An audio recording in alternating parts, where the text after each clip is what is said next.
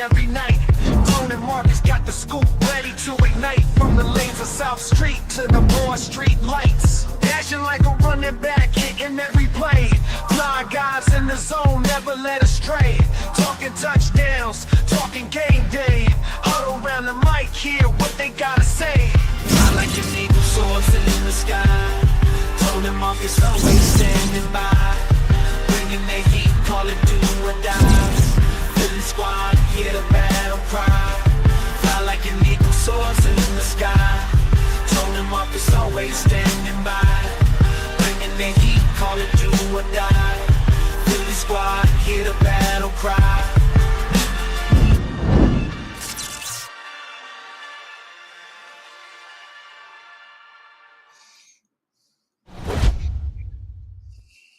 What up? What up? What up? What's up, good What's people? good? Happy Sunday to you. Happy Sunday to you. It is a ring Sunday. Big rings. I need a really big ring. I need some really Man. nice things. To say them rings, to say those rings are fire is a gross understatement, man. Bruh. The whole me being into design and stuff like that. When I saw that and I saw them wings pop out, I was like, I'm done. What you want? I was like, I don't know if you saw my tweet, my proclamation going forward. Anytime anybody got something bad to say about the Eagles or Jalen Hurts, you just show them that clip of the wings popping out. That's all you got to do, man. That's like popping your collar, dude. Just I don't want to hear nothing else y'all got to say. Y'all stay over there with that, because if you're gonna be mad, you're gonna be mad by yourself. Bro, them wings pop up like butterfly doors. You feel me? Man, that was like I ever seen a Chevy with the butterfly doors? Stunting is a habit. Did you see AJ Brown? Did you see what AJ Brown said? Yeah, he said, we got to do this again. He said, yo, I know it's hard, but we got to do this again. He said, we got to do this again, man. Oh, I love it though. You know, one of the narratives that came from. Well, first of all, let's introduce the show, man. We appreciate you guys for being here, man. Listen, you can tell how excited we are to get to this conversation. Make sure you guys smash that like button. Make sure you guys are subscribed to the channel. We appreciate the love and support as always. You guys are tuned to your Eagles off-season show featuring. It's not too many times we're gonna be able to say that, man. Because I'm gonna have to remove the off-season. I know, man. It's gonna go back to the Eagles show again. That's a good point. That's a real good point, Coach. That's a real good point, man. I'm digging it. I am so ready to get this season started, man. Just to get in the flow, get in the mix. I know Jihaad Campbell been right down the street, bro. Yeah, right where I used to practice with the GT Stallions, man. He on that field because that's where he came up. So I'm like, so do we change it when the first preseason game comes? Do we change it when training camp? Like how you want to approach this, brother? When training camp is over, that's how I look at it. When training camp is over, the first training camp, because is it the first one? No. This will be the real deal. No. This is it, because preseason is right around the corner. Oh, bro, it's we going back to the next show. Next show is off. The Eagles show. I dig it. It's back to the Eagles show, man. Off season, when you report to camp, the minute you step foot in that arena, that stadium, NovaCare, whatever it is, whatever your city is, It's time for business. Yeah. Vacation is over. Absolutely. Vacation is over. It's time to get to work. So, yeah, man, I'm looking forward to it. So excited to be in a situation where we clearly are still the best team in the league. They still talking about the same crap that they talked about at the end of the season. Is Jalen Hurts top 10? Now you got Cam Newton flip-flopping. Y'all go ahead and get your content, man. We're gonna get into that because I didn't plan on talking about that because I said what I had to say regarding these lists and how these people want to look at these quarterbacks. I said what I said about it, but we could gently tap into that later on. But make sure you guys smash that like button. Make sure you guys are subscribed to Coach Markus from Pro Fan Talk, myself as well, Tone DeShields II at Chalk It Up Sports. Where no matter if we win or if we lose, we just got to charge it to the game. Appreciate the love, appreciate the support. You guys have been phenomenal, man. Understand your power as consumers, right? Stay active in these live chats. Stay active on the socials. You know what I mean? We appreciate y'all, okay? So you referenced what A.J. Brown said. Yeah. And he was talking to Saquon. He said, I know it's difficult, but we got to do this again, right? And I think another narrative that surfaced from ring night is Jalen Hurts, or stems from Jalen Hurts. What I kept seeing and noticing from the people and also from some of the photos is that Jalen Hurts never put on his ring. It always every time we saw him taking a photo with it, when everybody else had theirs on, meaning that there's no way somebody just handed it to him, or he just got it, or he got it before, or he got it way after everybody else, or whatever it may be, or he didn't have a chance to do it. They got the rings at their seats. Right. They were in front of him in like this long, elevated flop. I saw the unveiling. Yeah, I saw the unveiling because it was Devontae Smith's table. Devontae Smith, you saw Reed Blankenship, Reed and Coop, Keely Ringo. You saw Isaiah Rodgers. Yeah, I saw Keely Ringo. I was happy CJ came back. Yeah, he said he was coming. I was happy Mekhi Becton came back. Yeah, Bryce Huff should have came back, but he didn't. I ain't mad at that. Bro, I don't like he who shall not be named. Like we treat him like Voldemort. You calling him Sauron. Bro, we treat him like Sauron. We treat him like Voldemort. Oh my God. You know what though? And here's how I look at it. And I'm saying this as a former player. When you get an opportunity to do something that you might not ever do again, you take that opportunity. You got to take that opportunity because it wasn't you. We understand the business of it. Even Kenny Pickett came back. Yeah, you understand the business of it. And you might not ever be in that situation again. You might not ever be in a situation where you can win another ring. You don't know what's going to happen. So when you get in those situations and those opportunities happen, you have to take it. And, I understand why he didn't. And he's still, I can't even say that being a young player, but that's one of them things in a couple years he might wish he had. Because I guarantee you, regardless of how he felt how the season went, he still has some friends in that locker room. He still has some people that were looking out for him. And guess what? From that standpoint. Maybe they were looking out for him. I don't deny that part. Maybe there were some people looking out for him. And I know we're kind of like veering off the path a little bit. Real quick, sure, there were probably people in that building that had his best interest. I'm sure there were teammates that was like, hey, Bryce, you good, bro. Just keep doing you. Like, show up. You're good. I'm sure. Right? Because that's the culture the Eagles cultivate. That's the culture the Eagles have provided to these to not only rookies but free agents and so on and so forth, right? This is what the Eagles do. They have a familial chemistry and mantra that they live by in that building, and that's been set by Jeffrey Lurie. It trickles down, but the other side has to receive that. The other side has to want to step into that and ingratiate themselves with that, good, bad, or indifferent. Every season doesn't go to your expectations. Nonetheless, you sign a 3-year deal. Maybe the next one will be better. Facts. Right? Things happen. It's a new it seemed to me that he didn't even give himself grace in that situation. Exactly. He's like, I got to get out of here. Things didn't go well. Oh my God. Oh my God. Come on, bro. That could be a personality thing too. The moment because the I moment look you at got it a from the challenge standpoint or of I'm sorry, go ahead.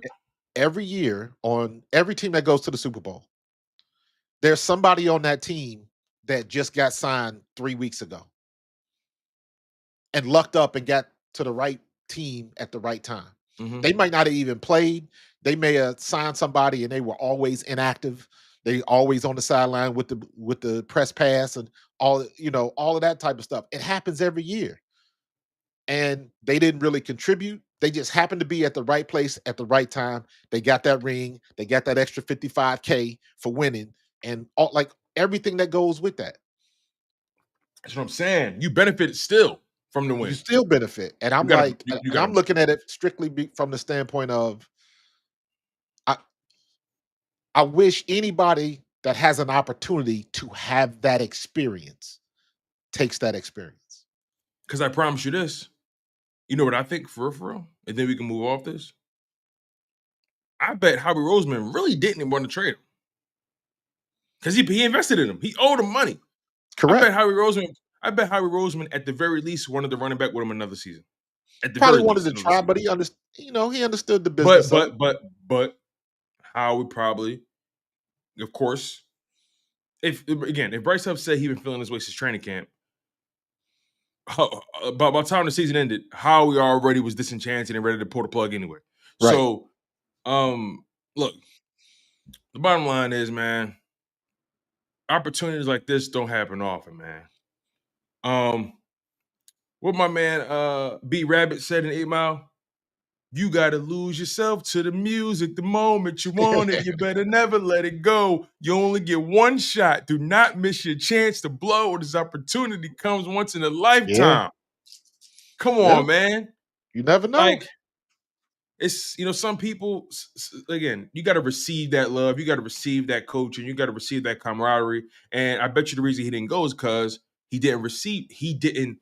When I say receive, he didn't accept it when it was offered to him. Because you could tell he never fitted in the first place. Yeah, you could just sense it. You could see it on the field. He never fit in the first place. So It is what it is, man. But as far as Jalen Hurts, he didn't put that ring on, brother. He didn't put that ring on in that event. I didn't even catch that. Every photo you see him with, he got the ring in the box. Okay. I ain't mad at that. I don't know if that's some self superstition that he's adopting. Right? He's been hanging around Jordan a lot. So I've heard of that before. To me, this is kind of an extreme example, but when I was growing up as a kid, it would always be like, my dad used to tell me, don't play in wheelchairs or you might wind up in one. The same effect. Like you don't accept it because your journey is not over.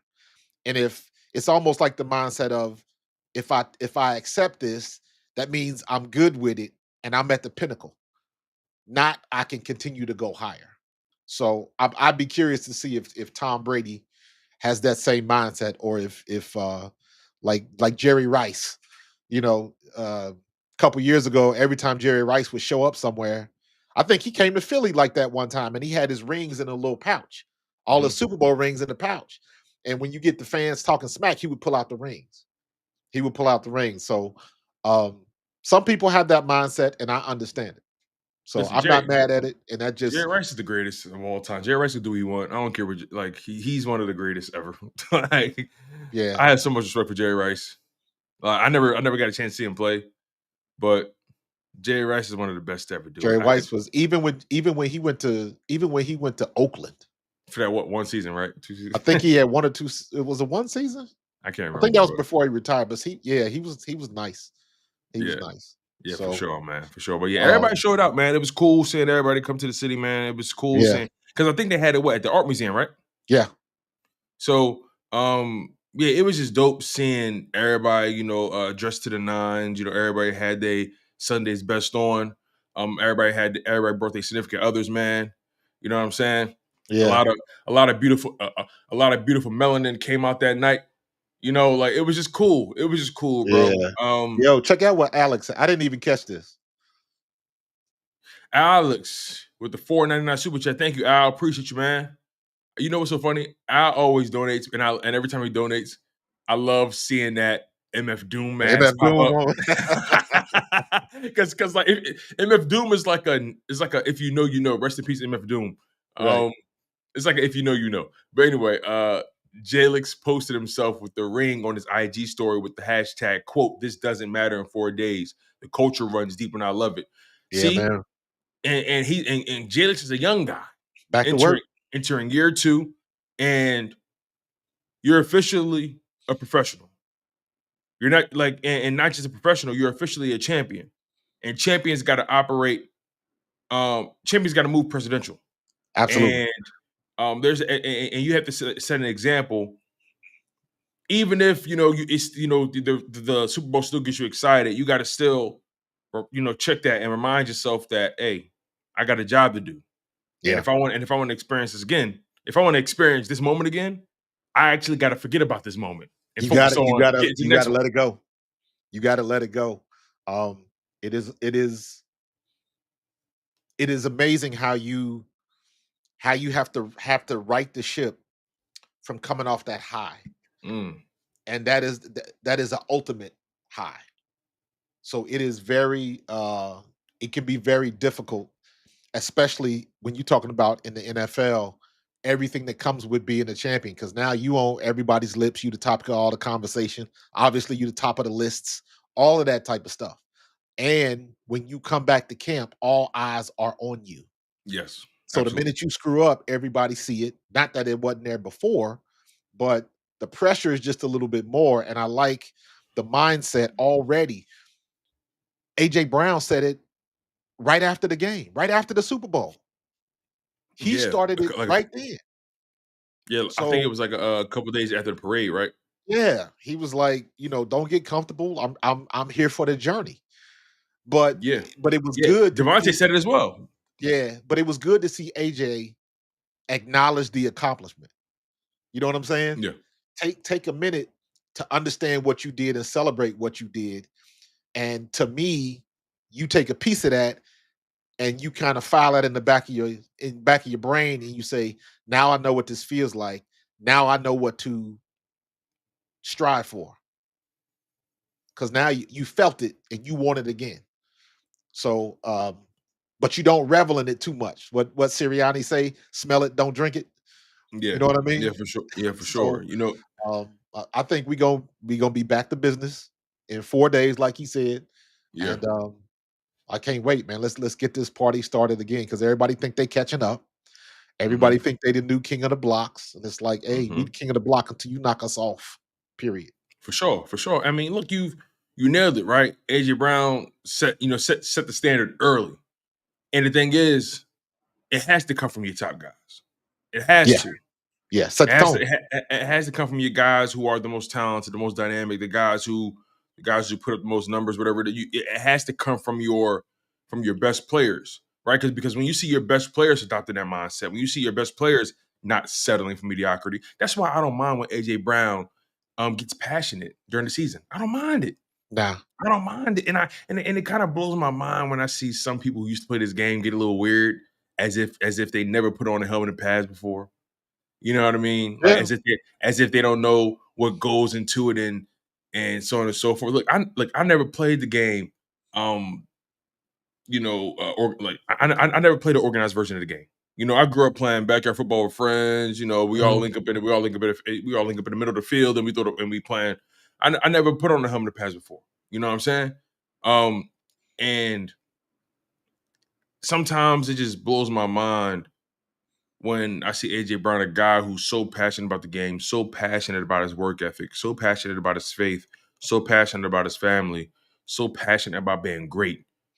And he's not somebody who gets in trouble off the field. He's not somebody that causes rifts in the locker room, but he's somebody that holds people accountable. Holds people accountable, period. He holds people accountable. And that's something you should want out of your star player, your star wide receiver, right?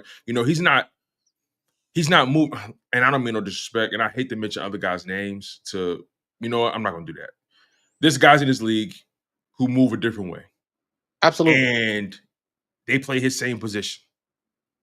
And let's just say their mind isn't always on football, Absolutely. Their mind isn't always on team. That is fair. Their mind isn't always on holding others accountable. And it doesn't always, and their intentions always don't come from a pure place, right? But when you got guys like Jalen Hurts in the building, AJ Brown in the building, Devontae Smith in the building, Saquon, and again, I mentioned Devontae again because Devontae is another one who mentioned, hey, I get more joy out of putting the work in and then seeing that work materialize on the football field. I get more joy out of seeing a DB across from me know he cooked, knowing he cooked. I get joy from that. So these guys, although they understand that they've accomplished something special in their careers, they also understand that they got a significant amount of football left to play. Absolutely. When I see AJ Brown, the comp I make for AJ Brown to me is what Megatron should have been. And I'm not saying that. Break that down a little bit. I'm not saying that as far as talent. Megatron, in my opinion, is one of one. I've never seen anybody as big, as fast, as strong that can do what he do. To me, Megatron is like LeBron. You can say Jordan is the best basketball player you've ever seen, but nobody has ever been built like LeBron and do what he does and all of that type of stuff. That's a real good point. That's what Megatron was. The only difference is Megatron couldn't get on a better team. And you got AJ Brown. Can you imagine if AJ Brown was still languishing in Tennessee? All of that greatness wasted in Tennessee. And over time, as good as AJ Brown is, as focused as he is, as much faith as he has, when you get tested like that and you constantly come out on the losing end, the frustration can overtake you. Especially when you're part of a team like the Titans where he got close. He made it to an AFC championship. He made it to a divisional round, a wild card. It wasn't like he didn't have playoff experience, right? He's seen it a little bit. Exactly. But even that, it's not enough sometimes. And I'd have to go back. I'd have to do a little homework. Like going back in those games where he made it, were they favorites? Were they really favorites to win? Like who were they playing? Like I know they lost to Baltimore one year. Let me double check this real quick. Look at stuff like that, and let me say it like this: there is some credence to when people say, Jalen Hurts had a good team and all of that type of stuff. And my rebuttal is always, who doesn't want a stacked team? That is the goal of every GM, is to stack your team so you can win championships. Everybody gets caught up in the wrong message.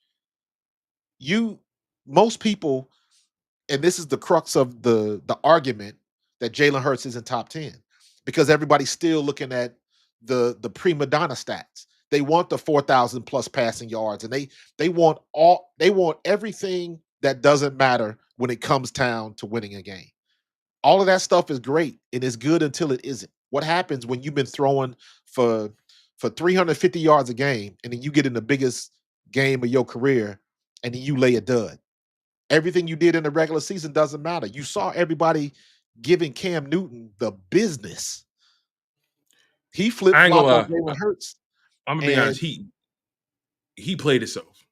He did play himself. Like I saw somebody put up the stats. Like bad. His stats in the Super Bowl were god awful.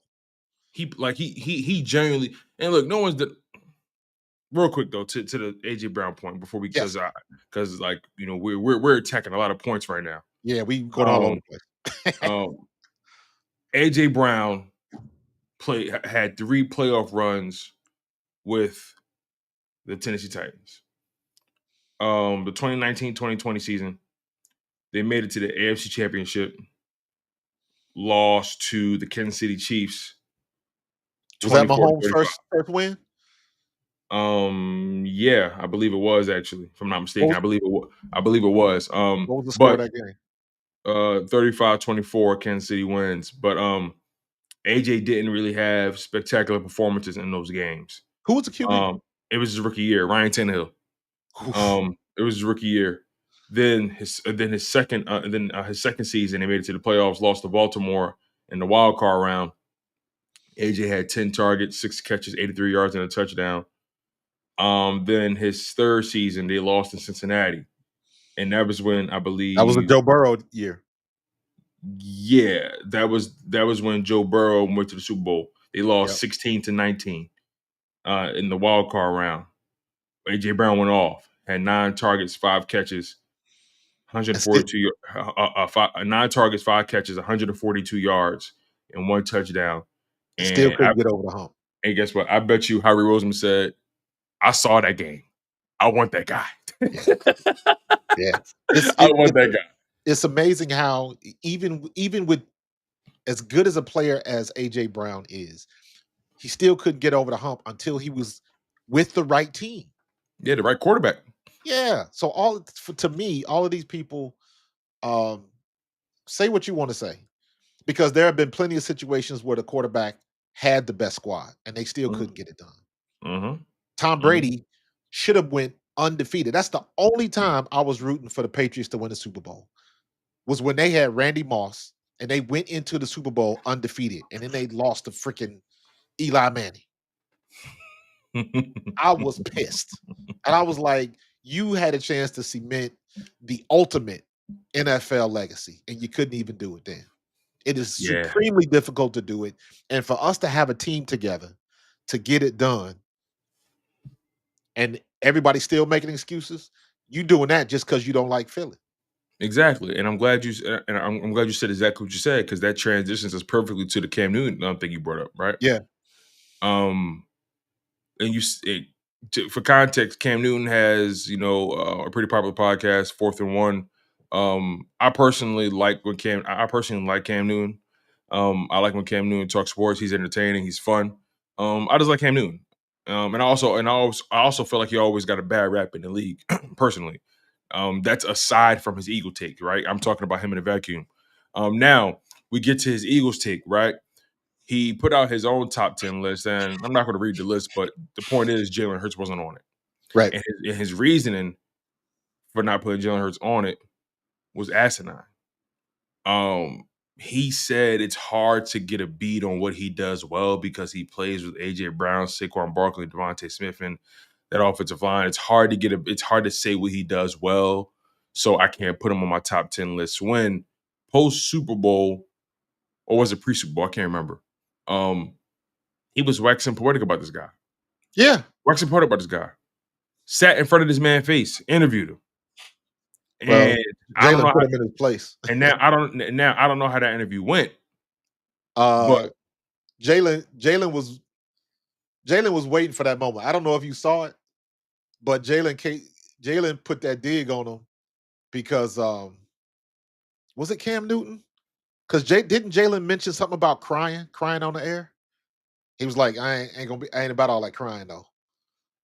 I can't remember if that was Cam Newton or somebody else. I think it was. I can't really remember. The interview itself is a blur to me, but yeah, the bottom line is, you sat in front of this man's face, then you go on your podcast, and then you wax poetic about how Jalen Hurts is great at what he does, and how important Jalen Hurts is. Like you said all this positive stuff about Jalen Hurts, essentially, right? Then ring night comes. I don't know if the content space is getting a little dry. I don't know what it is. He happens to just go out his way to dismiss Jalen Hurts, not even put him on a top 10 list. You can't tell me 10 quarterbacks. You can't tell me 10 quarterbacks better than Jalen Hurts in this league. You can't. And on top of that, you can't tell me 10 quarterbacks in this league that's capable of doing what Jalen Hurts did. And you know what? You know what makes it even worse? Is because every time he talks about Jalen Hurts, he always makes it a point to say, I understand this.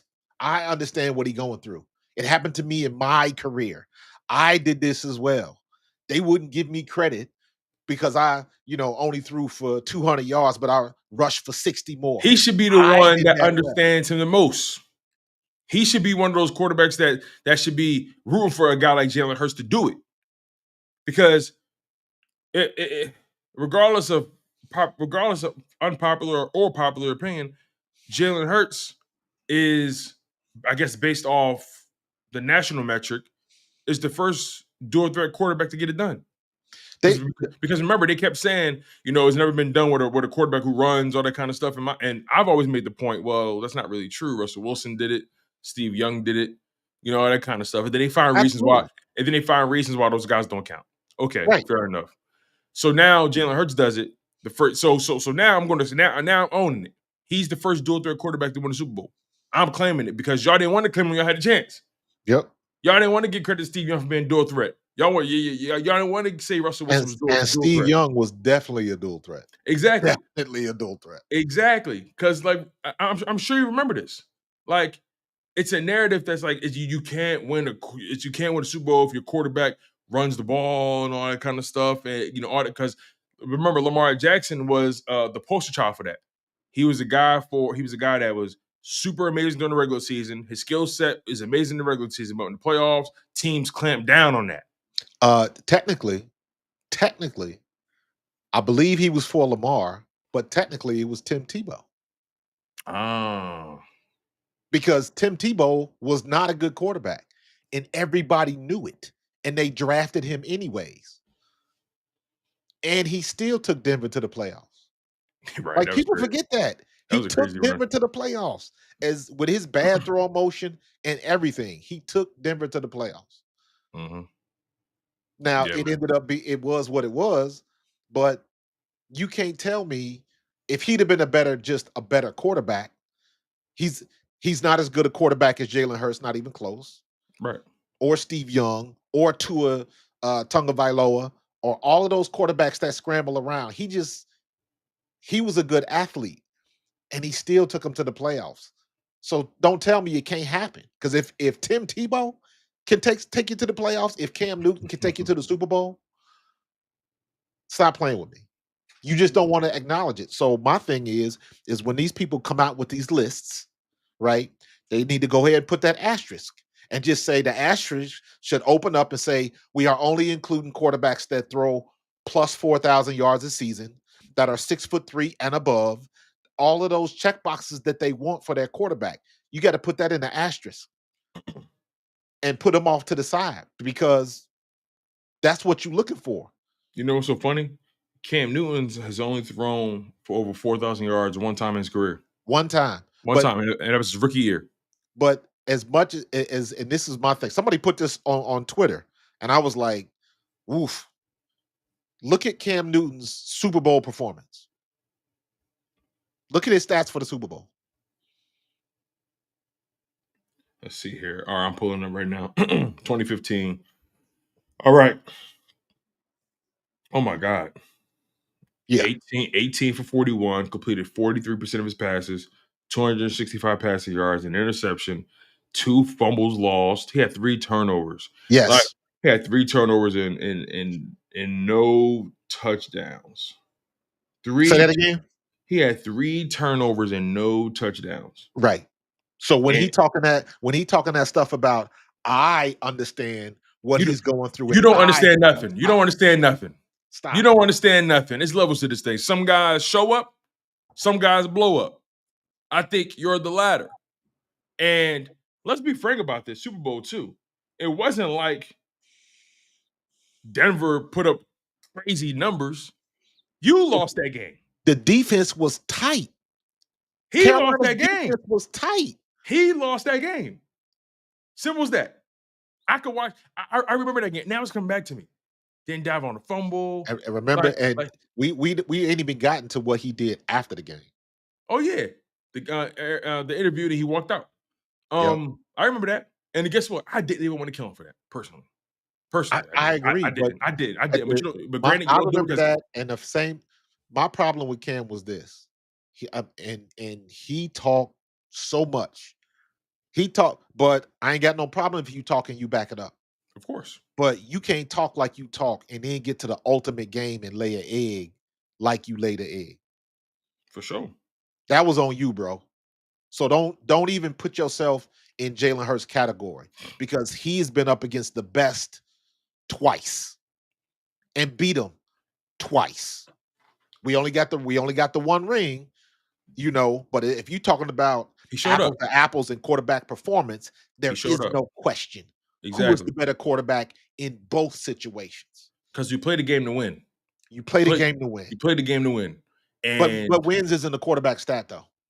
But they use it to gauge. But they use it as a way to say whether or not you should invest in this quarterback, though. Exactly. So is it a quarterback stat or not? Because you're using it to judge him. You're using it to judge him, but he can't use it to prop himself up. They're just moving the goalpost, bro. Doesn't make any sense. So they just move the goalpost. So yeah, Cam Newton. Look, brother, I like Cam Newton, and it's always annoying when people I like say stupid things. Yeah. It's always frustrating because I got to look at you. I got to look at you funny in the light. I gotta tilt my head a little bit and say, "Oh, you were a cubic zirconia the whole time. You." And when I saw it, right, I barely even really addressed it. But you know what I did? You know what I did do? I tweeted. Let me make sure I do it justice here because, again, it's something that rubbed me the wrong way. But all I could do was laugh, though. I simply said, you can't take none of this so-called sports media ish serious. It's all WWE. It's all smoke and mirrors. It's to all a degree. It's To a all degree. like, yeah, of course, to a degree. You got some people who treat it that way, though. Yeah, and that's the point I'm trying to make. You got people in this space who move like it's all about narratives. And are you the hero or the heel? And going through flips. Like, remember how John Cena became a heel? All of a sudden, everybody was like, "Oh my God, he's never been a heel before." Like, it's that's what I mean. Like they move like this is the WWE. You got narratives. You got fake beefs. You got manufactured disrespect. You got guys performing and bloviating and over exaggerating things, and it's just a lot. But then you have people who move like this is the Olympics. They move with respect. They move with honor. They move with passion. They move with grace. They move with respect for the game, respect for the sport they play. Then you got guys who move like it's WWE. Yeah.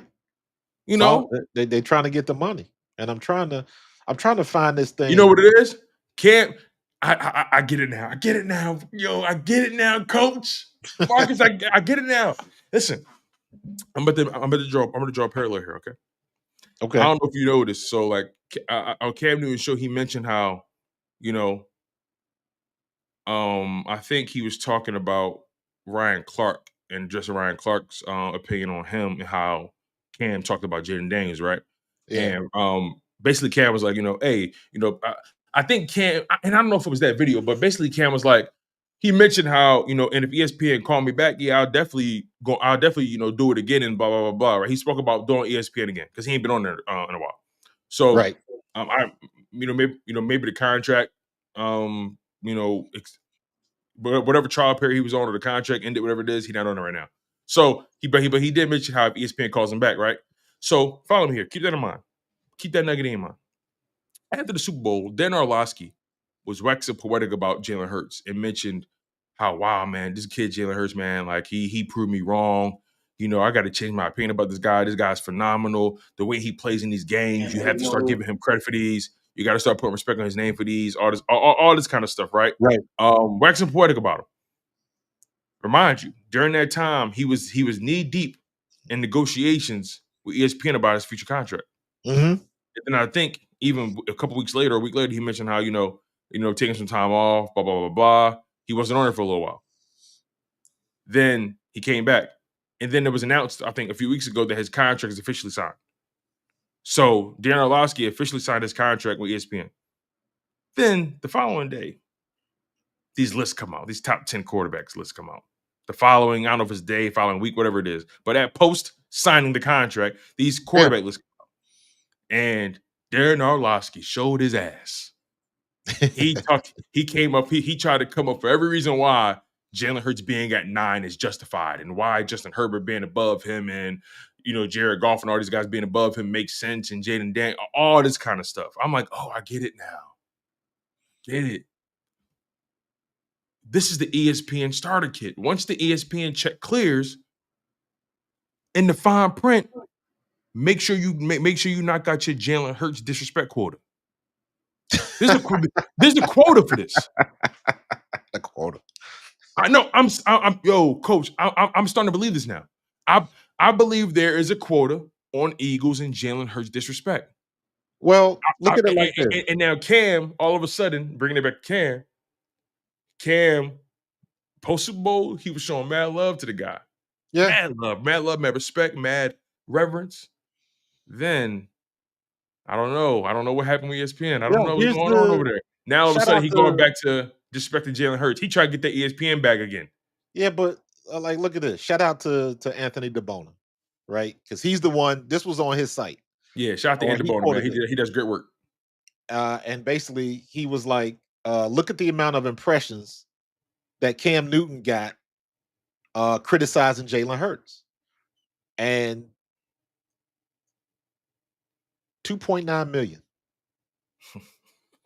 And he made a point to say, look at all the other content that Cam has put out. He ain't never been that high.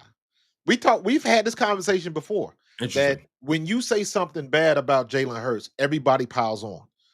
Because you got so much disdain for Philadelphia, the overall majority is going to be like, that's right, they not as good. Jalen Hurts couldn't have won it without Saquon, and everybody goes on that narrative.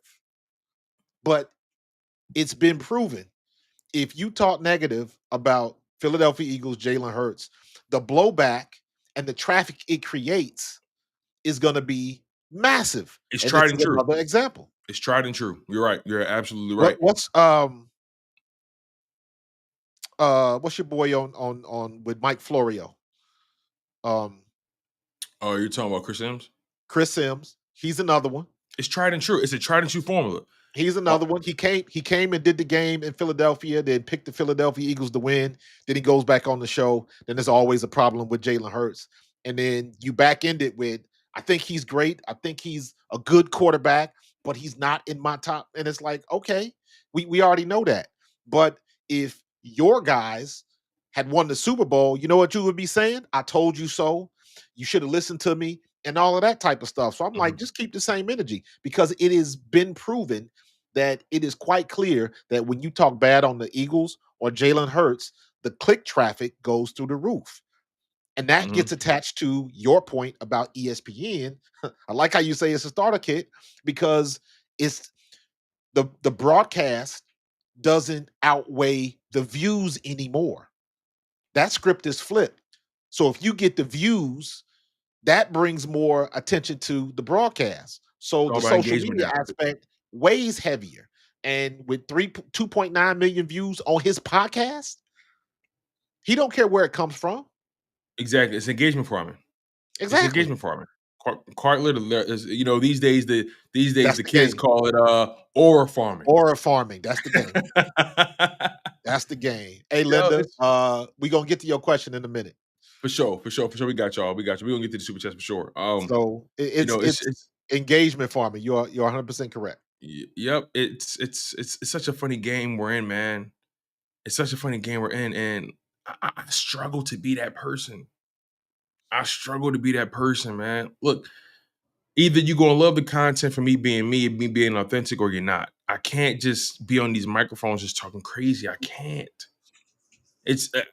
I don't have it in me to just be a fabricator or be somebody that's just creating these storylines that don't really make sense, or just making up things. Everything I've ever talked about is rooted in fact, personally. And it's not up to the point now, Tone.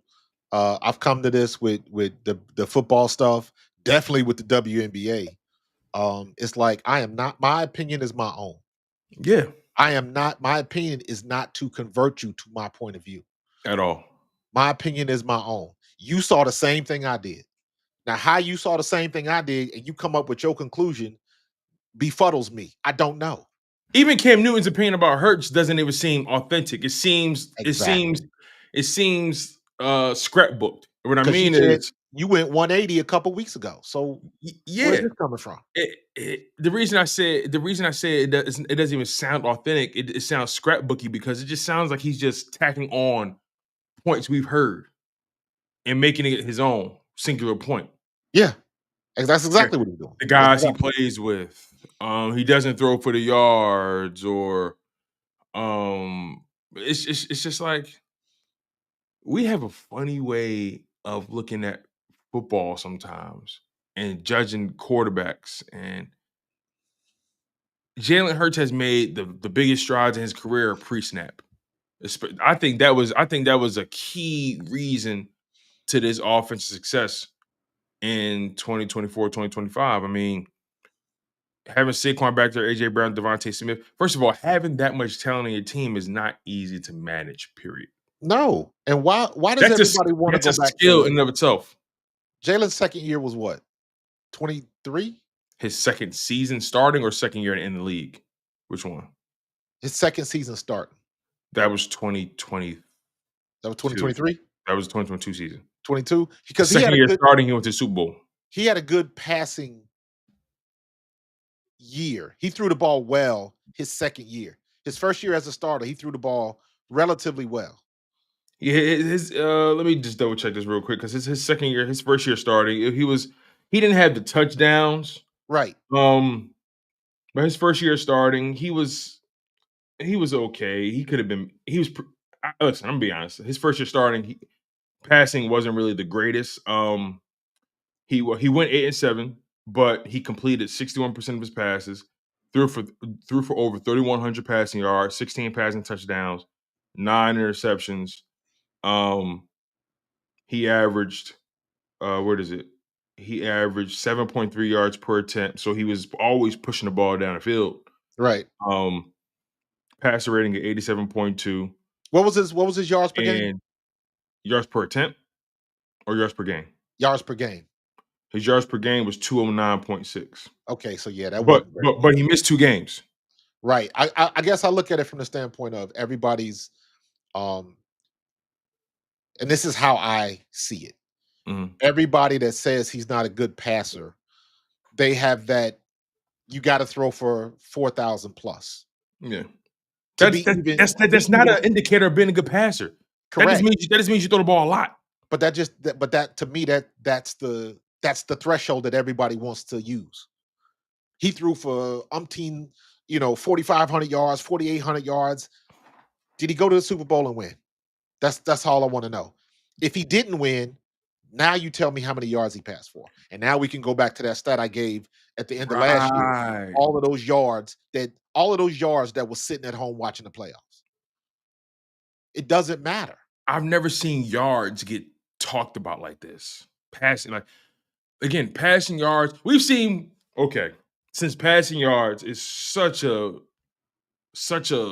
foundational stat when it comes to judging. And by the way, just to go back real quick, we forgot about Colin Kaepernick going to the Super Bowl. Right. Colin Kaepernick did. If he would have won it, he would have been the first dual threat. And I believe he would have won if the lights hadn't gone out.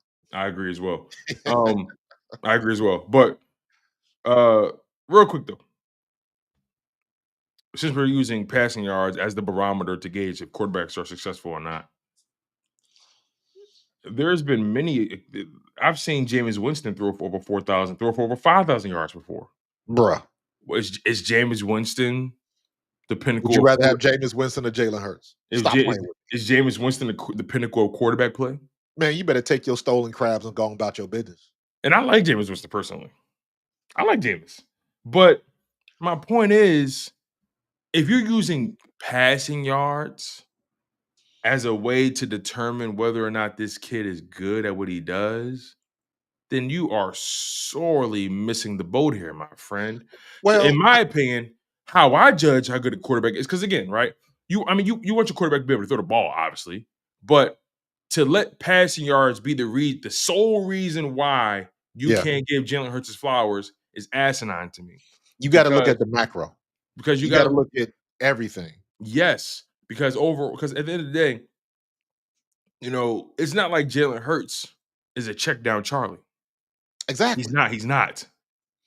Jalen Hurts, sometimes you want him to check down more. But Jalen Hurts is a guy who has perpetually throughout his career, no matter how good of a pass you think he is, he's pushed the ball down the field. And that's what you want from a quarterback. You want a quarterback that can push the ball down the field. You want a quarterback that can sustain a 9, 10, 11, 12 play drive. And you also want a quarterback who can hit you with a lightning strike, 3 plays. Boom, gotcha. Right. Jalen Hurts has given you so many flavors of this thing. We've seen Jalen Hurts hit you. We've seen Jalen Hurts hit you with a one-hitter quitter. Boom, strike. We've seen Jalen Hurts scoring 3 plays or 4 plays. We've seen this before. We've seen Jalen Hurts run 40+ yards for a touchdown. We've seen Jalen Hurts throw a 50-yard, 60-yard bomb. We've seen that. You know what I'm saying? Here's how I see it. Because again, I got to look at the macro. Mm-hmm. Because the reality is, we would not be having this conversation if Jalen Hurts was losing. We would not have this conversation if Jalen Hurts is the first round pick either. Correct. So I look at it as, if you, whatever the stats are, at the end of the day, how are we winning? You can say that it was Saquon all you want to. But Saquon, when push came to shove, was under wraps in the Super Bowl. Right. Not his fault. You know, and we've said before, I've seen Jalen Hurts throw the ball for 300. If he did it once, he can do it again. So now you got something in your arsenal that you can pull out at any time if the situation arises. And that's exactly what happens. He beats you how he needs to beat you, but nobody wants to accept that. You got to have the prerequisite of 300 yards per game. And why? That's what I'm trying to figure out. Why? Because everybody else is used to seeing it. And what makes it worse is their team is not doing it. Our team is. And to me, it goes back to everybody want to hate on Philadelphia. So everybody hates Chris. You know what I'm saying? So they will think of, and again, this is trickled up to ESPNs and all of that type of stuff. Every show has got somebody that will give you a reason why he's not top 10. Somebody else on the same panel will argue with it, and they'll end up in the same situation. But it generates revenue, clicks, and viewership, and that's why they do it. They moving the goalposts. They constantly moving the goalposts because, like I said before, if their favorite guy was doing it, they wouldn't have a problem with it. Chris Canty did it. I watch his show Unsportsmanlike. I don't know if it still comes on. I used to love that show. I think that was one of the best shows in the morning. It still comes on. Yeah, and the dude called him on the carpet live on the air. Yeah, I watched it. His co-host and his producer. Yeah, he said, "No, you didn't." Well, yes, I did. I got it's in my notes, and he was like, "Well," he said, "We got footage." Yeah, like, what do you want? He's talking about. Listen, Chris Candy's funny in that particular moment because you're talking about is in my notes. Look at the date on your notes. Read the date on your notes. Exactly. And then look at the date of those. But he was trying to go 10 toes down on it, and it was like, why, dude? Just say you made a mistake. But everybody want to flip flop on it. But I think everybody tries to do. If you ever listen to Colin Cowherd, and I like Colin Cowherd, he can get on your nerves, but so can everybody else. But what Colin Cowherd does is he takes the position of whatever the popular opinion is. But what he'll do is he'll talk for 5 minutes about why Jalen Hurts isn't a top 10 quarterback. Then he'll drop 1 or 2 lines about why he could be good. And if the situation goes the other way, he'll concentrate on that 1 or 2 lines and say, I said this back in. So he always gives himself an out. And that's what a lot of people are trying to do. That's what Cam was trying to do. He talked good and he talked bad. Not necessarily bad, but he talked on both sides of the fence. So now he got footage to say, well, I was pulling for him. I mentioned this way back when wasn't nobody else saying this. And if it goes the other way, now he got some footage where he can play both sides of the fence. And it's like, the problem with that is everybody got receipts. Yeah, you're so right about that. These guys ultimately, these guys ultimately, they're performing. They're performing. Yep. They're maintaining the status quo. They're Yep. performing. And it is what it is, man. Jalen Hurts is a Super Bowl champion. And Jalen Hurts, again, I judge quarterbacks a little differently than people. In my opinion, I look at quarterback. See, what Colin Cowherd has done, and I'm glad McIntyre was on the show the day before. McIntyre was leading the show the day before. And he was intentional about dismantling that list that came out and said, how can you say Jalen Hurts is not a top 5 quarterback? You know, people want to say this, talk about these people want to cherry pick these stats. Okay, he said, okay, well, let me show you some stats since we want to pull stats. He pulled up yards per attempt, pulled up passer rating, pulled up touchdown to interception ratio, just pulled up his overall production as a quarterback. Talked about the results, talked about winning, and talked about what he's done in the playoffs, right? Like, he gave him a fair shake. And he said, how can we not call this guy a top 5 quarterback? He went to the Super Bowl, lost it, going back to the drawing board, came back and smoked and smoked his oppressor. The best in the business. He smoked his aggressor. Can you like? There was no better feeling than when you get your ass beat and you go back to the drawing board and you start hitting that slab of meat in the freezer, and you come back and you get the dub. This was Rocky 1 and Rocky 2 all over again. Jalen Hurts don't want credit for just going the distance. He want credit for whooping his ass. And he did that in spectacular fashion. You know what people don't give Philadelphia credit for? The last 3 Super Bowls that we have been in, we beat the best in the business. The best at that time, for sure. Tom Brady was definitively the best quarterback in the league at the time. The best in the business. And Mahomes definitively was the best quarterback in the league at the time. And all 3 times, our quarterback was better than their quarterback.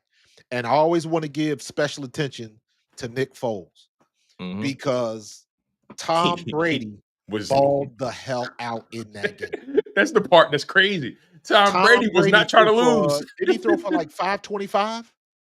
He broke the record for most. Well, that game broke the record for most yards in a Super Bowl. Period. Nick Foles outdueled Tom Brady. I wouldn't even say outdueled him, but he made the least amount of mistakes because Tom Brady was throwing that ball all over the field, and we still beat him.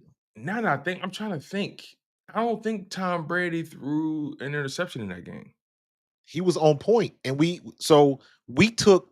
Not only did we beat Nick Foles did, though. Nick Foles did, but it wasn't like his interception. What happened was he threw it to Alshon, and then I think Alshon tipped it when he tried to reach for it. It popped up, and then but it was like a punt, nonetheless. We took the GOAT.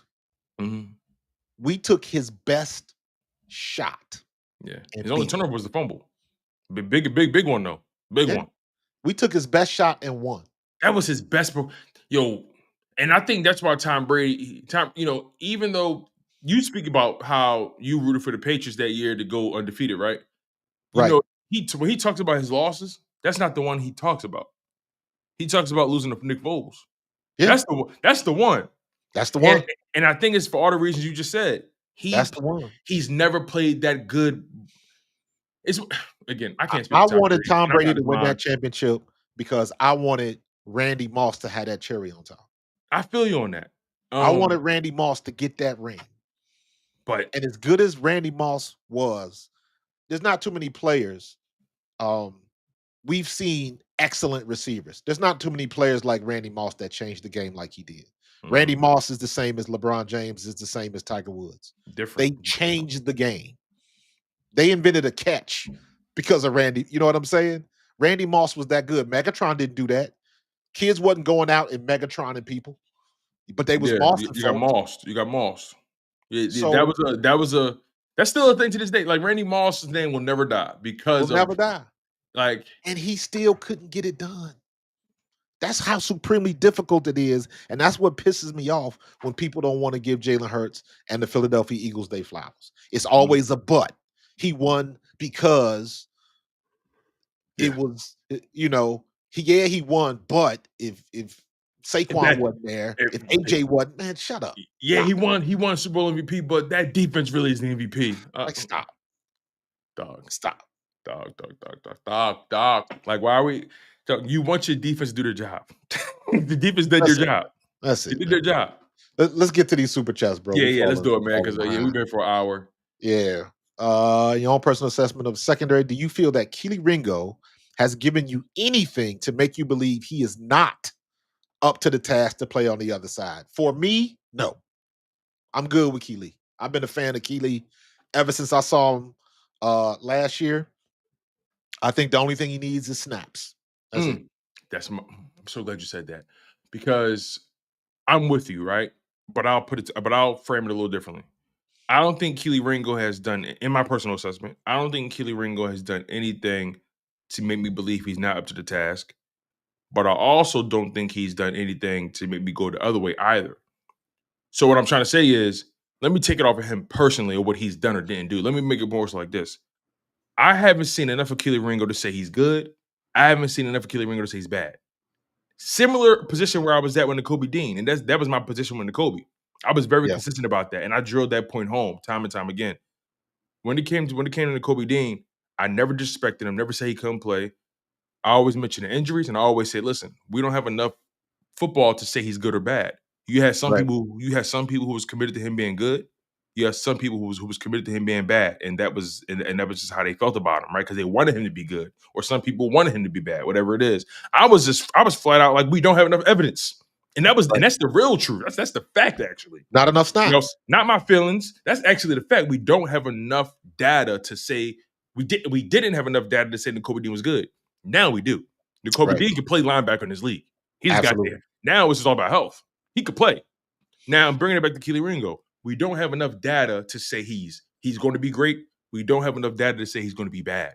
I just want people to be measured in how they approach it and how they evaluate them. And to take a step further, not only do I want people to be measured, I want people to shift their wants and needs as it pertains to Kelee Ringo. Because I've been on record saying this, and I feel like I'm the only one who's spoken on it from this perspective. Eagles fans need to want Kelee Ringo to work. And I know that's a little bit of word salad, but Eagles fans need to want Kelee Ringo to work. Because if Kelee Ringo is successful, you have 3 starting corners in Quinyon, Coop, and Kelee Ringo who play at a starter level minimum, who can potentially be all pro level on rookie deals. And at the very least, you'll have Kelee Ringo cost controlled for this season and the next one. And 9 times out of 10, if he has a good season, you could probably still get him for cheap.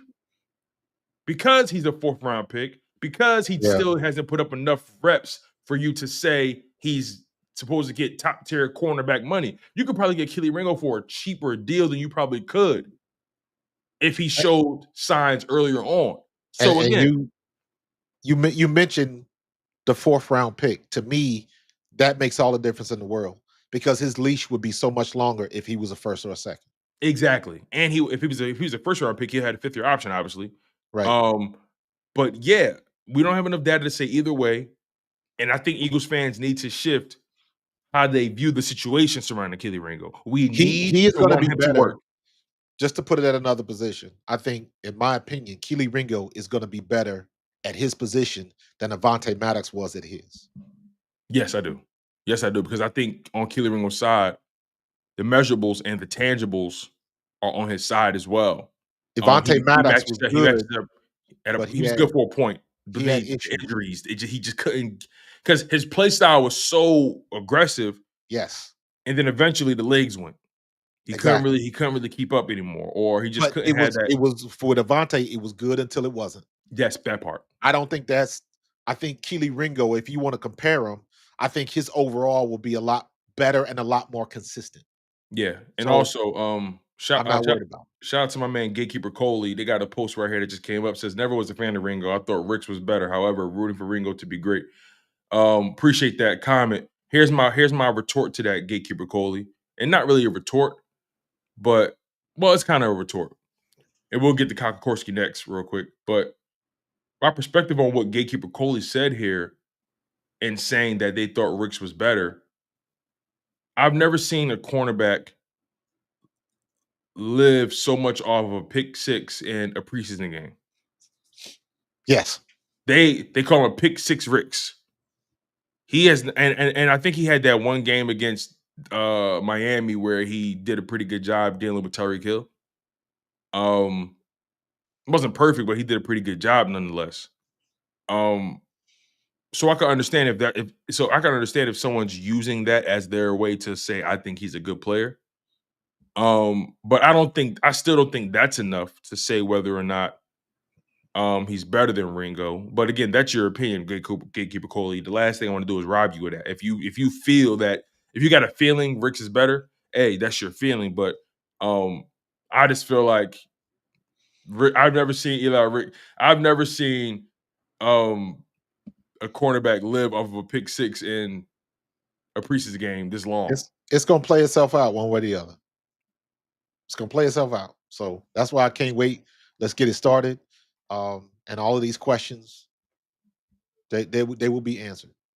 What is Kyle talking about? How realistic can we start 4-0 with Cowboys and Rams' inability to stop the run, Chiefs declining roster, and Bucks injury at left tackle? If I'm not reading this incorrectly, you just answered your own question. Yeah. How realistic can we start 4-0 with the Cowboys and Rams' inability to stop the run, Chiefs decline? You answered your own question.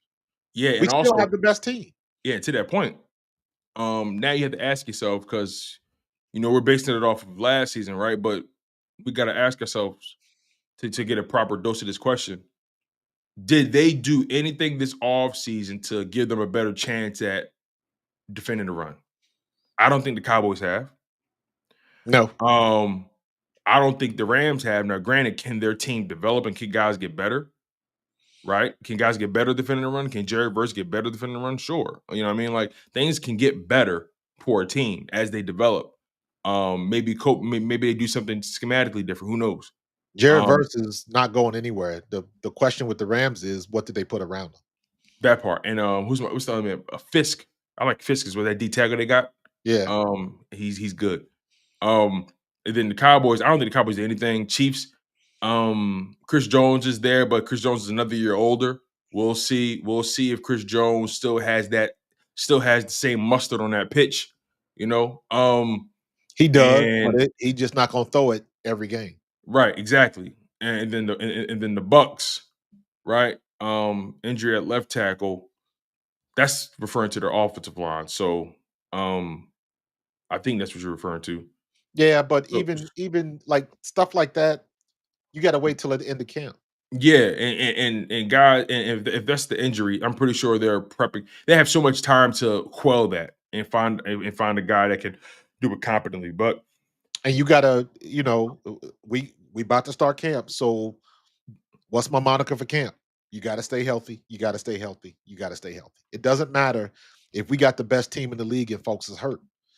So all we got to do is get through training camp, get through preseason relatively healthy, and everything should be good. Now the expectations should be what they're going to be. But you already know if the wrong person gets hurt, all of those expectations change. Yeah, for sure. And MJS said something interesting as well. He said people keep saying the Rams are the Eagles' biggest threat. Watch those previous matchups again. The Eagles were pretty dominant. Absolutely. And the thing is, he's absolutely right. The reason that snow game, people love to say the snow saved the Eagles. The snow saved them. Snow didn't have nothing to do the snow gave them a shot. Snow didn't have nothing to do with Jalen Carter in Matt Stafford's grill. The snow gave them a shot, not us. Yeah. We were the better team top to bottom. The snow gave them a shot. And because we saw, that's the beautiful thing about evidence. You can always pull from it. We saw the Rams and the Eagles play. What week was that? Let's make sure we get our specifics correct. I don't want to shortchange anybody. I don't want to speak ill of the dead. We played the Rams in week 12. At that point, the Eagles smoked them Yes. 37-20. And I bring that up specifically because we didn't play them in Philly where it was chilly in November. Right before, what is that? Right before Thanksgiving? It's a little chilly, We played them in Inglewood, SoFi Stadium, night game, cool weather, We served it up. LA, clear night, clear skies, no wind. And the skylight was open because they got that retractable roof, and we smoked their ass. And you know what they forget about on a the beautiful playoff game? fall night. The playoff game, Jalen was hurt. Jalen got hurt in that playoff game. His knee wasn't 100%. Remember he came out. Everybody was worried if he gonna wear the knee brace. Mm-hmm. So he was hurt. And thank you, MJS. And Quinyon went out in the first quarter. Yep. Quinyon got hurt. Yep. So we lost our starting corner. We lost our starting corner, right? I guess you'll say, this is a sidebar conversation real quick. Sidebar. Would you say in 2024, who was CB1? Would you still get it to Slay, or would you give it to Quinyon? I would give it to Quinyon. Okay. I want to give it to Slay. The only reason I don't is because Slay ended up coming off the field a lot. Yeah, now he got back on the field. And I will always say, for Slay to be able to do what he did and run with them wide receivers at his age and keep up with them. Yeah, that part. That's a chef's kiss for Slay. Yeah. Every time he got on the field, he showed up. Now, you're going to get burned. That's the other guys get paid too. That's going to happen. But for the most part, Slay was money. Yeah. That's not somebody you worried about. And he just couldn't stay on the field. He was always limping off the field, or so I would give it to Quinyon. Quinyon showed up. The only reason Quinyon didn't get Rookie of the Year was because he didn't get no picks. Right. He didn't get no picks to the playoffs. So Jared Verse was getting sacks. Quinyon was in the position, but couldn't come down with the pick. If you'd have had 3 picks, he should have had 5. But if he'd have got at least 3, I think he would have been Rookie of the Year. But that's neither here nor there. No shade on Jared Verse, because Jared Verse is an absolute beast. And he's going to be somebody that we're going to have to worry about going forward. But Quinyon could have won that award. He just couldn't come up with the big plays. He couldn't come up with the catches. That's why he was so mad at CJ Gardner-Johnson for stealing 2 of them.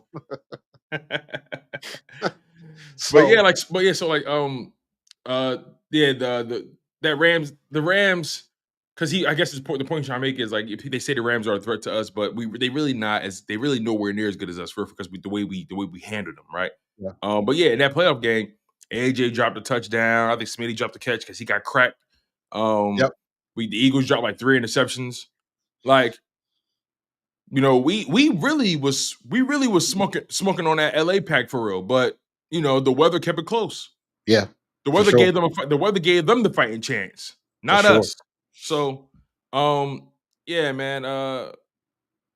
Let's go to Dank Yang Gang's post. Says they act like Jalen can't go throw with these so-called elite quarterbacks. I've yet to hear the answers of the throw Jalen can't make. I'm with you, Dank Yang. I'm with you. They always change the subject or move the goalposts. So you're 100%. 100%. Jalen can make whatever throw you need to make. Yep. Now, Jalen Hurts is a very, how can I say this?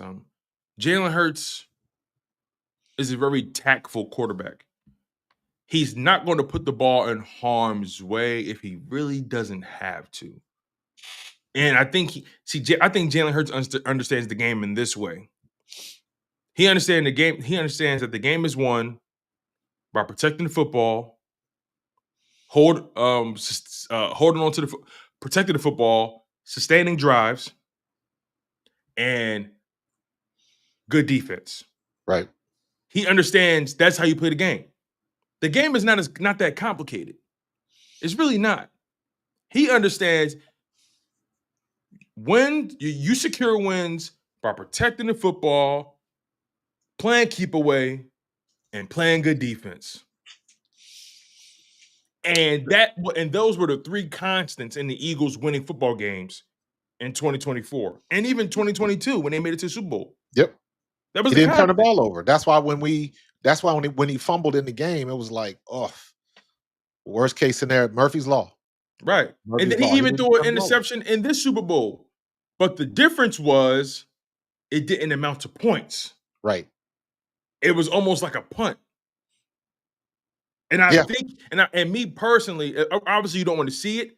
I can live with that rather than because I can definitively say that won't, because drives end all the time. Teams punt all the time. Correct. So the way the interception was thrown, I think he got tackled at the 15 or like the 20 or something like that. Like he didn't get tackled, but he couldn't follow through on the throw. No. I'm talking about the guy that caught it, actually. The interception. I think he got tackled at the 15 or the 10, whatever it is. But the point is, I think he was like up to 6. Yeah, something like that, because the Eagles were moving. The Eagles were moving. So like Jalen didn't get all up on the throw, and that was one. That was one you got to give it to Spags. Spags had the right defense call. Yeah, because I think if Jalen got more mustard on that, that's a touchdown. Absolutely. But the part of the bottom line is Jalen Hurts understands how to play winning football. He doesn't play the game with ego. And when it's time to make those throws, when it's time to make the plays, he does that. And to be fair, there's been times like I always use the example of the Carolina game. That was a stinker for Jalen. He missed open guys, and that was not his best game. And I rewatched some of them highlights. I'm like, AJ called him out on it, and everybody was coming down on AJ. And it was did y'all watch the game? Yo, he had AJ wide open for 2 touchdowns. He threw it to Smitty, which is fine. That throw was okay. I'm like, all right, AJ right there, but all right, he threw it to Smitty. Smitty was wide open. I'm at. The one he threw to Grand Concatera was the most egregious. Yeah. Because you didn't see it. Because AJ was wide open early. And then on top of that, Grand Concatera's route, he didn't get through his route that quick. Yeah. So I'm like, he should have pulled the trigger. Yeah, yeah. So I think that was the most egregious one. But again, through the course of an NFL season, you have ebbs and flows and things happen. And no one is above it. You know what the thing about that was? And I didn't think about it until much later. I guarantee you, they went over that in practice. He threw it in practice. And AJ was like, bruh, you know it was there. Because that was one of them things, I guarantee you, in the film session after that game, I know AJ was looking at, like, it may have been words in the film session. It was like, dude, what are you looking at? Throw the ball. So to me, that was legitimate. He wasn't making stuff up. He wasn't being a diva. Those were game observations. Yeah. We watched the game, and I'm like, yo, what's going on? You missed that. Jalen Hurts was terrible.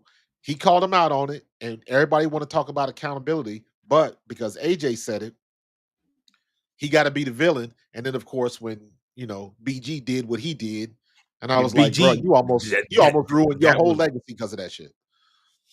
So yeah, and look, it wasn't like Jalen was inaccurate in that game. He completed 66% of his passes.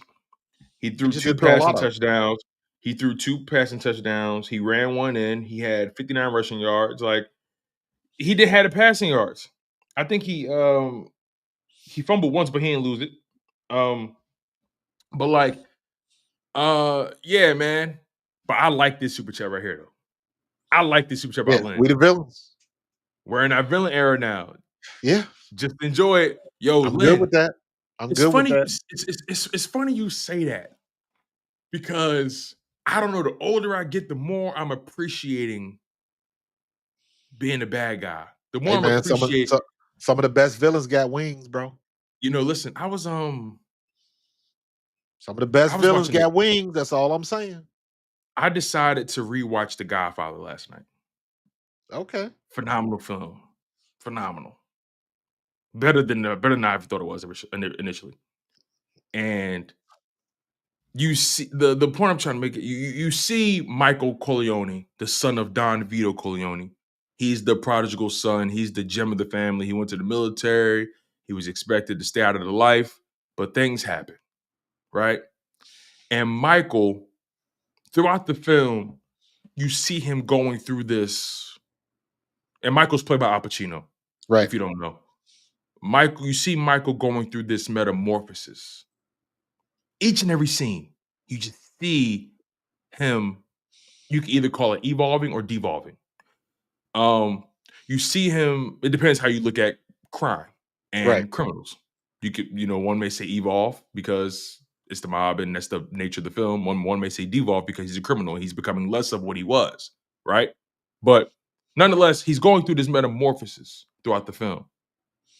And you see him going from being this mild-mannered civilian, military man, family man. You see him moving on from being a guy who wants to stay away from that life, doing what he got to do, and you see him evolving or transforming into the person he needs to be in these moments for his family. His dad was almost murdered. His brother got killed. Sonny. You see him becoming something. He had to become an anchor for the Corleone family because they were going through so much strife with the other families, right? Mm-hmm. But I say all this because I'm trying to bring us to a scene, the very last scene in the movie, where Connie snaps off at Michael for killing her husband, Carlo. Carlo was abusing Connie. Connie got Sonny killed. Right. Because Sonny beat his ass in the street for putting his hands on Connie. So Michael takes matters to his own hands. It says, Carlo, I didn't forget. And he kills him, gets him killed, gets him whacked. Connie comes in snapping at Michael. Why'd you do it? Why'd you do it? All this kind of stuff. And then Michael's wife looks at him. After Connie leaves, she looks at him. She says, just tell me it's not true. Just tell me it's not true. He said, I'm not going to speak on my business. I'm not going to speak on my business. Yep. And then for the first time in the movie, you see him raise his voice. He raised his voice. He didn't raise his voice that one time in that whole movie. He slammed his hand on the table, raised his voice. He said, I'm not going to talk about it, and we're done. But then he calmed down. He said, this would be the one time I speak to you about my business. She asked the question, did you do it? Is it true? He looked at her dead in her face. He said, no. Knowing damn well he got that man killed an hour earlier, two hours earlier. Do what he had to do. He said, no, I didn't kill him. No. He hugged his wife. She said, oh my God, oof, that's a relief. I need a drink. And then she leaves the room. And this is the money shot. She's pouring herself a drink. But in the background, you see Michael in the doorway, the perfect framing. You see him in the doorway. And she glances over. And she sees him standing by the Don's desk. And she just sees how they're kissing his hand, saying, we're here for you, Don Corleone. All this kind of stuff. Showing him respect and reverence as the Don, as the crime lord. And at that moment, she knew Michael was not what he used to be. Yep. He's in his villain era. So the Eagles, to your point, who was that? Dank, was it Dank? Who put that up? About the villain? To your point, Lynn, to your point, you're right. We are in our villain era. We are. And I'm loving every bit of it. Every bit of it. Just how I loved every bit of Michael Corleone's metamorphosis to Don Corleone. I'm loving every bit of Jalen Hurts and his Eagles team becoming the villains of the NFL. I'm totally on board with it. What's Blunt is like thoughts on other camp battles? RG, safety, wide receiver, running back. Do you feel a good edge with our edges are fine? Jalen Hunt and Nolan Smith. They're just young. Jihaad, I'm not worried about that at all. Camp battles. I don't know yet. Let's let them get the helmets on, get them moving around. You'll see that when you see that. You'll see that. and I don't really look at the camp battles anymore. What I want to see is when they have a joint practice. That's when you're gonna see the best work and you're gonna get questions answered in joint practice. When you go against each other every day, you know each other's tendencies, you know the tells. So it kind of gets watered down. What you want to see in camp going against each other is who knows the offense, who knows the defense, who knows where they are supposed to be. Those are the questions you want for the young players. The battles come in the preseason games and in the joint practices. So that's what's gonna come with that, Blunt. And then yeah, Blunt. To his point, I think I feel pretty good about everything. I think the only thing I'm really going to keep my eye on is safety and corner. yeah, I agreed. actually think safety is the underrated, most exciting battle because Yeah. we are under some impression, or we were under some impression that it was a 2-man race. But Vic Fangio said, "Nah, Tristan McCullum in that conversation." Yeah. He Yeah. in that And then conversation Makuba's gonna be in there. So it's I think our secondary is going to be tight. And we got our backups are gonna be better than most starters. We are in that situation. And shout out to Howie for making it happen. for sure, man. For sure, man. Yo, real quick, did you see how big the new Super Bowl rings are in comparison to the Super Bowl 52 ones? Yo. It's fucking crazy. Yep. It makes the Super Bowl 52 one look like a wedding ring. It don't look. Hey man, bigger and better things, bro. Bigger and better Oh things. man. Shout out to S Blunt, man, for sure. Let's get to this last one and we're gonna be up out of here. Yeah, for sure, man. For sure. Warbeck Great show say, so far. quick Great show question so for you far. Smash that guys. like button, y'all. What camera and mic do you guys use? I admire y'all work. Y'all have inspired me to jump in the content podcast game. Go Bird. Hey, shout out to Wharf, man. Hey, listen, man. The more the merrier, listen. dog. There's so much food out here, man. Come eat. Everybody everybody can eat. For sure. Everybody I can believe eat. that. I believe that at least. I think we both got the same mics. We both I'm using the Shure M7 Plus. This is the Shure M. Let me see. This is the Shure MX. I think it's the same mic, but mine has USB-C and the XLR. Yeah, mine does as well. Has we got the same mic. XLR and USB-C. Yep, M7 Plus. Yeah. I think that's what I had. I think I had the M7 something. Yeah, the M7 Plus, whatever it is. But yeah, it's Shure microphones. You really can go wrong with these Shure microphones. I've had this microphone for a long time. But if you just get into it and you don't want to drop a bunch of cash because these are good and they're expensive, you can the what am I thinking? The Snow Globe mics, or Snowball. The Snowball mics are really good. I mean, honestly, anything you can get off of Amazon is usually pretty good. And you don't have to spend a lot of money, and not for nothing. Don't be afraid to use your iPhone because the microphone on the iPhones are phenomenal. It's actually really, really good. Especially if you're just starting out. Like when I first started out, I was strictly just making content on my phone, using my phone to do everything, using my phone to make all my videos. But as far as cameras, you guys are going to think this is crazy, but I'm using an iPhone. Yeah, I'm using an iPhone. Man, don't sleep on the iPhone. Yo, man. I'm literally I'm using an iPhone basically to. So iPhone has this feature called what is it? Cinematic mode. Not cinematic mode, but you're able to use your iPhone as like a webcam, as an extension. Yeah. It has this feature where you're able to use your iPhone as an extension, and but it only works with Mac products, Mac to Mac products. You gotta stay in the ecosystem for real. Yeah. Because right Don't now forget, bro. I worked for Apple for 9 years, bro. Exactly. No, I know. You know. I'm talking to them though. Absolutely, man. But the Apple stuff is easy to use. It just works. But not for nothing. If you got a Samsung phone, the Samsung cameras are ridiculous as well. So whatever you got, it's a ton of material out there on YouTube that'll show you how to hook it up. If you want to use an iPhone as a camera, if you want to use your Samsung phone as a camera, do it. If you got an iPhone 12 sitting around the house, those cameras and those phones are still good as podcasting devices, as microphones, and all of that kind of stuff. Use what you got. Exactly. You honestly, bro, you probably got stuff you don't realize.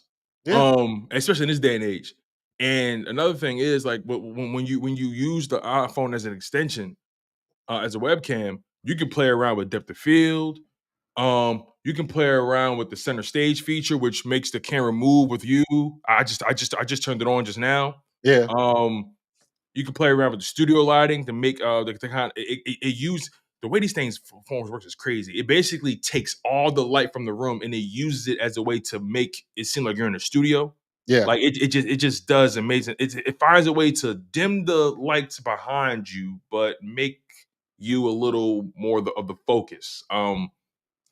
And like I said, you can see I got the depth of field on. My photos behind me got that slight blur. It adds A more little bit of focus for blur. me. Yeah. It Yeah. just gives it a cinematic. Me, yeah, I don't have that because I got the graphics in the background. exactly. And I want you to be able to read it.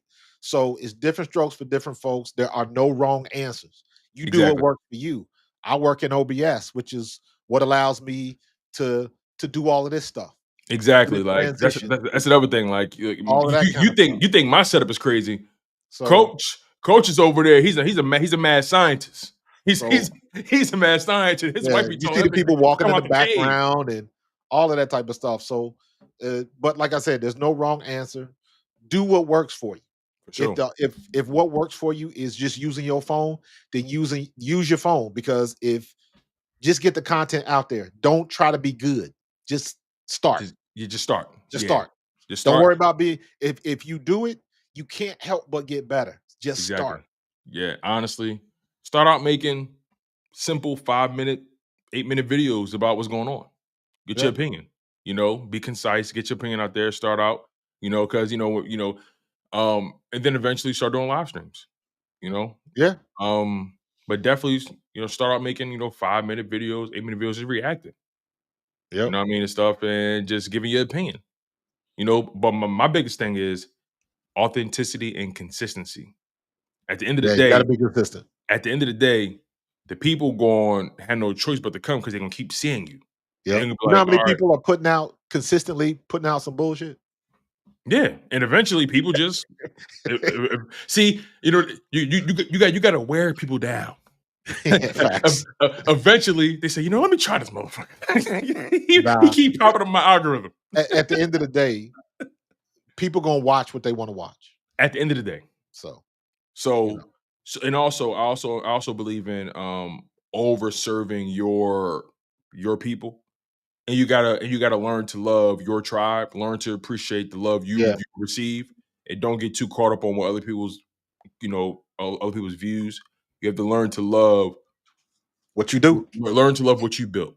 Yeah, it's a marathon, not a sprint, bro. Important to that. So it's a marathon, not a sprint. I know I've mentioned this a couple times. I will continue to do it, especially this month because it's about to start. I am splitting my channel.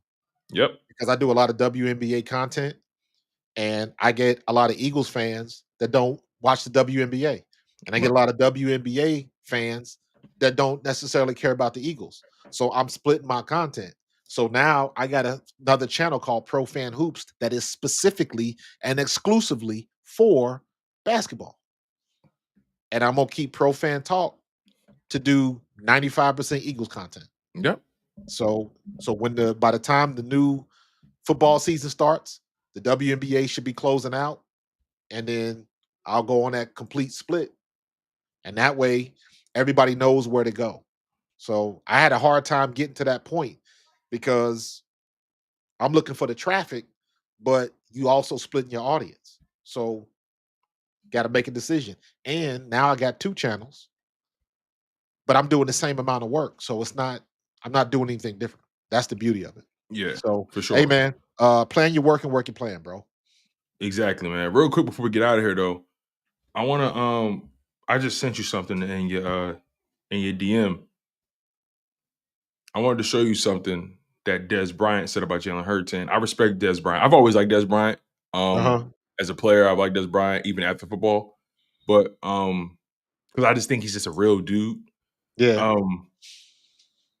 Let me see. I just sent it to your DM. I just pulled it up on my phone. Hold up. All right, cool. All right, hold up. Let me see something real quick. And I'm going to send you something else as well.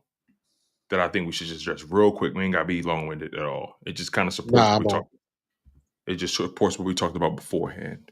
And hold on, no stuff look messed up right now, but there we go. Good. You are good. So, Des Bryant posted this after the recent. I think it was after Cam Newton's. I think this was in response to Cam Newton's post. Yeah. And he said, "I think Jalen's one of the top 5 quarterbacks in the." This is the second time he said this, so he had a chance to not even revisit it because I think somebody asked him in person. He said, "I ain't got no." He said, "As much as I hate to say it, I got to put Jalen Hurts in that category." But anyway, he says, "I think Jalen Hurts is one of the top 5 quarterbacks in the National Football League. I believe the National Football League is looking for the Jalen Hurts type. Jalen has mastered how to operate the talent around him. Saquon Barkley became the best running back in the league because of Jalen Hurts' dual threat ability. AJ and Devontae get one-on-one coverage a lot due to Jalen Hurts' dual threat ability. The number one skill for a quarterback is their mind, to operate what's asked of them. He's doing it at a high level." I couldn't agree with him more. I cannot agree with him more. That's a bar and a mic drop. I think he nailed this take. And then lastly, I sent you something else. Somebody decided to compare the first 4 years of Jalen Hurts starting compared to the first 4 years of Cam Newton starting. And this is why people got to be careful when they speak in these microphones, man. Do your homework. And look, I understand Cam Newton was a spectacular player. Don't get it twisted. I love watching him play. But we are in a results-based business. I don't care how good he looks in shoulder pads. I don't care how good he looks on a magazine cover. We are in a results-based business. And I think, if I'm not mistaken, Jalen Hurts has edged him out in many categories. And you can just see that for yourself. Better completion percentage, a better win-loss percentage, right? Better yards per attempt, not by much, so I'm not going to kill Cam for that. Cam has him in yards per game, not drastic, so I'm not going to kill Jalen for that. Passing TDs, only a 3 touchdown difference, not drastic at all. I feel look at the passing yards. The passing yards. Cam has he has about 600 more yards, about 600 to 700 more yards, right? And that's for a career. So Jalen's gonna pass that next year. No, this is the first 4 years for each player, I believe. Oh, the first 4 years. Okay, I'm sorry. Yeah. This is the first 4 years for each player. Gotcha. Okay. Yeah. My mistake. Yeah, no, you're good. So, but again, the numbers aren't drastically different. Yeah. Right? Jalen Hurts protected the ball more, significantly more, actually. Jalen Hurts has a better passer rating. Jalen Hurts has more rush attempts. He has a little about 200 more rush yards, right? Cam hasn't beaten the yards per attempt by a full yard, but again, not drastic. Rushing TDs, Jalen Hurts 52, Cam 33, right? And obviously the awards and honors, the playoffs and all that kind of stuff. Like, so all I'm trying to say is like, people just don't like how it looks on Jalen Hurts. That's all it is. They don't like how it looks. And that's fair, James. And if Jalen Hurts was a first-round quarterback, this I swear they'd be wax supporting about him. Oh, they would be. James, they would be. James, I'm glad you said that, right? In all fairness, that's the operative word. That's the operative word right there. In all fairness, he says, in all fairness, Cam had a worse wide receiver group, worse tight end, and worse O-line, right? Fair. Why does Cam deserve my fairness, but Jalen Hurts don't deserve fairness for everybody else? Exactly. I'm tired of being fair to other dudes that's not being fair to my quarterback, James. James, I'm glad you said what you said, James. And this is not towards you. You made an excellent point. Excellent point. In all fairness, Cam had lesser talent. And guess what? You're likely right about that. But guess what? I'm not blaming Jalen Hurts for showing up to work and actually working with people who not get the job done. Listen, at the end of the day, if you work somewhere and I work somewhere and I work with people who I can lean on, I can trust, and you work with people who you can't, maybe you need to go to a new job or new company, brother. Find new people. Because my company, they take care of their people. Simple as that. They ain't holding you hostage. Demand a trade. Do what you got to do to get out of there. Get to a respectable organization. Nah. So again, in all fairness, James, to your point, you're right. Cam did have technically lesser talent. He had a defense, though, as far as I'm concerned. But nonetheless, though. But at the end of the day, we got. Why do these guys deserve my fairness, but they won't give fairness to Jalen Hurts? Nah, they want to be petty. I can be worse. Facts. But nonetheless, that's all I wanted to do, man. It's been a phenomenal show, brother. Been a phenomenal show. We always kill it. The numbers are phenomenal. People love this show, man. Next week we'll be in camp, bro. People love this show. Next week we'll be in camp. Yeah, man. It's exciting. I can't wait. So if you guys didn't hear, if you just coming in late, first of all, make sure you smash that like, that subscribe and like button. Make sure you subscribe to Pro Fan Talk. Make sure you subscribe to Chalk It Up Sports. If you didn't catch it in the beginning, I will be having Dave Spadero from the Eagles Insider on tomorrow at 6 p.m. So I'm going to have some promotional stuff on Instagram, social media, Twitter, all that type of stuff. So stay tuned for that and join it. I am going to ask him to bring his Super Bowl ring. I don't know if he'll be able to do that, but you never make the shots you don't take. You know what I mean? So, but yeah, Tone, it's been a phenomenal show, man. I am so ready for football season to get started, bro. I love our shows, bro. I love our shows, man, for sure. Absolutely, man. So that's it, you guys. Smash that like button. Make sure you guys are subscribed to the channels. Again, that's Pro Fan Talk featuring Coach Markus and Chalk It Up Sports, where no matter if we win or if we lose, we just got to charge to the game. Featuring myself, Tone DeShields II. You know the vibes, you know the energy. Stay active. And we appreciate y'all, man. It's just that simple. Hey, Coach Markus, you know what to do, man. Play that song. Go Birds.